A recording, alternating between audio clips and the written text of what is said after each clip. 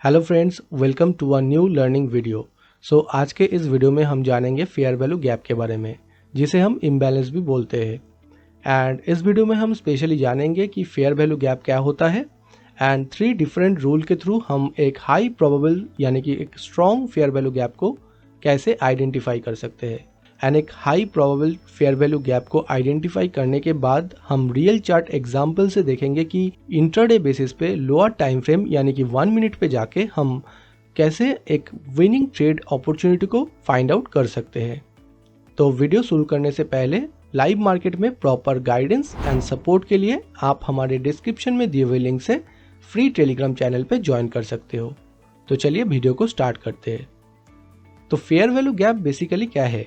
Fair value gap एक 3 candle theory है, जहाँ पे फर्स्ट एंड थर्ड कैंडल का बीच का जो डिफरेंस है उसी को हम फेयर वैल्यू गैप यानी कि इम्बैलेंस या इनएफिशिएंट प्राइस एक्शन बोलते हैं।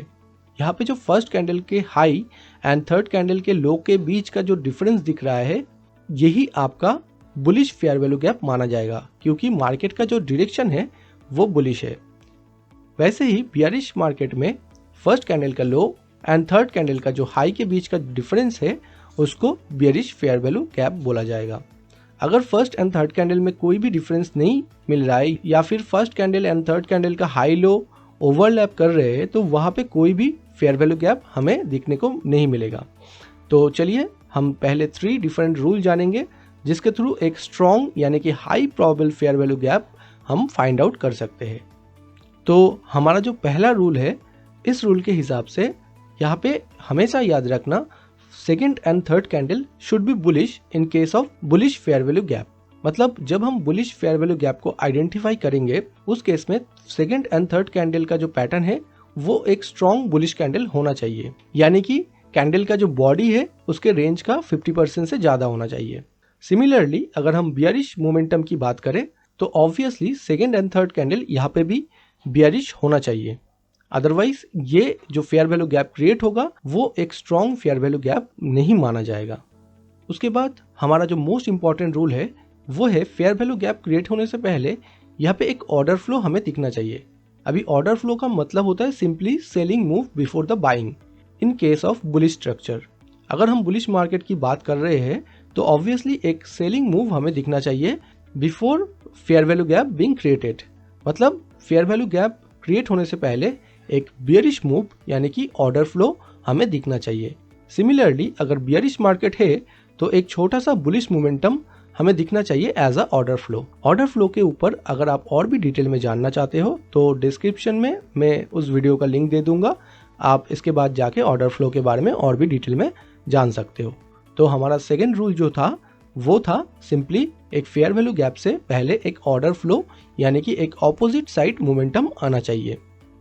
अभी जो हमारा थर्ड रूल है वो है, जब भी कोई फेयर वैल्यू गैप क्रिएट होता है उसके बाद अगर कोई भी कैंडल, वो फोर्थ कैंडल हो सकता है या फिफ्थ कैंडल, सिक्स्थ कैंडल, कोई भी कैंडल हो सकता है, उसके बाद में कोई भी कैंडल आके अगर उस फेयर वैल्यू गैप को अप्रोच करता है एंड उसके 50% लेवल से ऊपर क्लोज करता है, तो वो एक और बहुत ही अच्छा स्ट्रॉन्ग जोन माना जाएगा। मतलब उस कैंडल के बेसिस पे हम लोअर टाइम फ्रेम पे शिफ्ट होने के बाद हम 1 मिनट पे एंट्री ले सकते हैं। सिमिलरली अगर मार्केट बियरिश है तो obviously first second third candle के बाद जब फेयर वैल्यू गैप क्रिएट हो जाता है एंड उसके बाद कोई भी कैंडल, वो फोर्थ फिफ्थ सिक्स कोई भी कैंडल हो सकता है, कोई भी कैंडल अगर फेयर वैल्यू गैप के ऊपर अप्रोच करने के बाद 50% जो लेवल है फेयर वैल्यू गैप का उसके नीचे क्लोज करता है, तो वो जो कैंडल है उसको हम एज ए POI मार्क करके हम उसी जोन पे कोई बेयरिश ट्रेड फाइंड आउट कर सकते हैं in the lower time frame.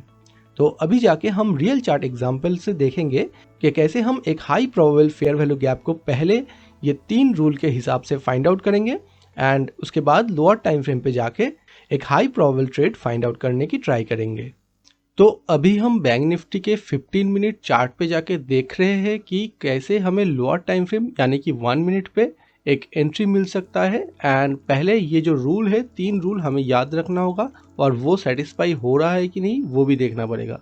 तो पहला रूल था कि एक ऑर्डर फ्लो होना चाहिए। ऑर्डर फ्लो का मतलब एक सेलिंग मूव आना चाहिए फेयर वैल्यू गैप से पहले। तो आप अगर ये वाले रेड कैंडल को देखोगे तो क्लियरली यहाँ पे दिख रहा है कि यहाँ पे एक ऑपोजिट साइड मोमेंटम यानी कि एक बियरिश मोमेंटम आया है। उसके बाद अगर हम फेयर वैल्यू गैप मार्किंग करें तो ये जो लेवल है ये हमारे लिए एक फेयर वैल्यू गैप है।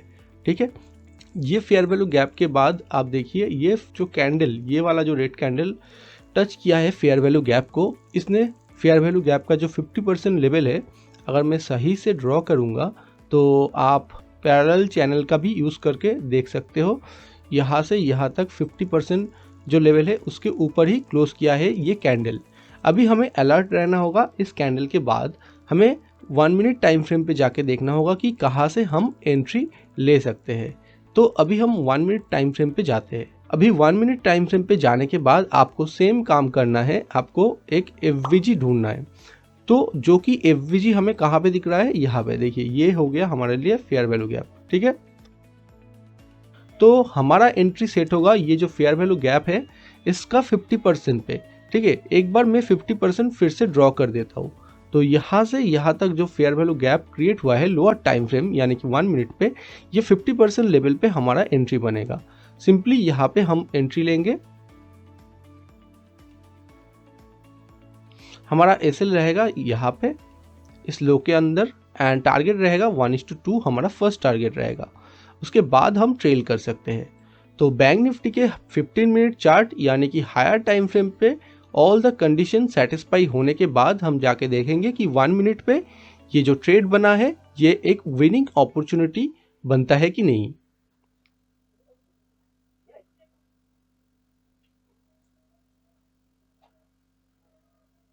तो जैसे कि आप देख सकते हो यहाँ पे हमें 1:2 इजीली देखने को मिल गया है। ठीक है, तो हायर टाइम फ्रेम पे हमें 3 रूल को ध्यान में रखना है। 1 इज ऑर्डर फ्लो, यहाँ पे ऑर्डर ब्लॉक बनेगा या ऑर्डर फ्लो कोई भी बनेगा तो चलेगा, यानी कि ऑपोजिट साइड एक मोमेंटम आना चाहिए, चाहे वो एक कैंडल का हो या एक से ज़्यादा। उसके बाद फेयर वैल्यू गैप बनना चाहिए। Second and third candle bullish बनना चाहिए, जैसे कि यहाँ पे दिख रहा है। 15 मिनट टाइम फ्रेम पे मैं फिर से जाता हूँ तो आपको दिखेगा यहाँ पे जो सेकेंड एंड थर्ड कैंडल था ये बुलिश था। ठीक है, उसके बाद जाके हम 1 मिनट टाइम फ्रेम पे शिफ्ट करेंगे एंड फेयर वैल्यू गैप को आइडेंटिफाई करने के बाद यहाँ पे 50% लेवल पे हम अपना एंट्री सेट करेंगे। 50% लेवल को टच करते ही मार्केट आप देख सकते हो 1:2 आपको इजीली दे दिया है। अभी हमारा नेक्स्ट एग्जाम्पल भी हम देख लेते हैं। यहाँ पे जैसे कि 15 मिनट चार्ट पे बैंक निफ्टी के आपको दिख रहा है कि यहाँ पे क्लियरली एक फेयर वैल्यू गैप क्रिएट हुआ है। ये हमारे लिए एक फेयर वैल्यू गैप था। इसके बाद अगर हम इसी लेवल को 3 पार्ट्स में डिवाइड करेंगे तो ये 50% जो लेवल है इसके नीचे क्लोजिंग दिया है, हमें क्लियरली दिख रहा है। तो अभी हमें 1 मिनट टाइम फ्रेम पे शिफ्ट होना है एंड देखना है कि लोअर टाइम फ्रेम पे हम कैसे एंट्री ले सकते हैं। तो जैसे कि 1 मिनट टाइम फ्रेम पे आपको दिख रहा है यहाँ पे एक आप बोल सकते हो चेंज ऑफ कैरेक्टर हो गया है इस लेवल पे। चेंज ऑफ कैरेक्टर होने के बाद देखते हैं, तो चेंज ऑफ कैरेक्टर होने के बाद मार्केट ने एक लोअर लो क्रिएट किया है। आप सिंपली यहाँ पे आप देखो कि आपको फिर से एक फेयर वैल्यू गैप दिखने को मिल रहा है इस लेवल पे। तो इस लेवल पे जैसे कि आपको फेयर वैल्यू गैप दिखने को मिल रहा है तो आपका जो एंट्री है वो यहाँ पे बनेगा। एसएल ये जो स्विंग हाई है लास्ट स्विंग हाई के थोड़ा सा ऊपर, एंड टारगेट आपको 1:2 लेना है। उसके बाद अगर मार्केट में बहुत शार्प डाउनफॉल आए तो आप ट्रेल भी कर सकते हो।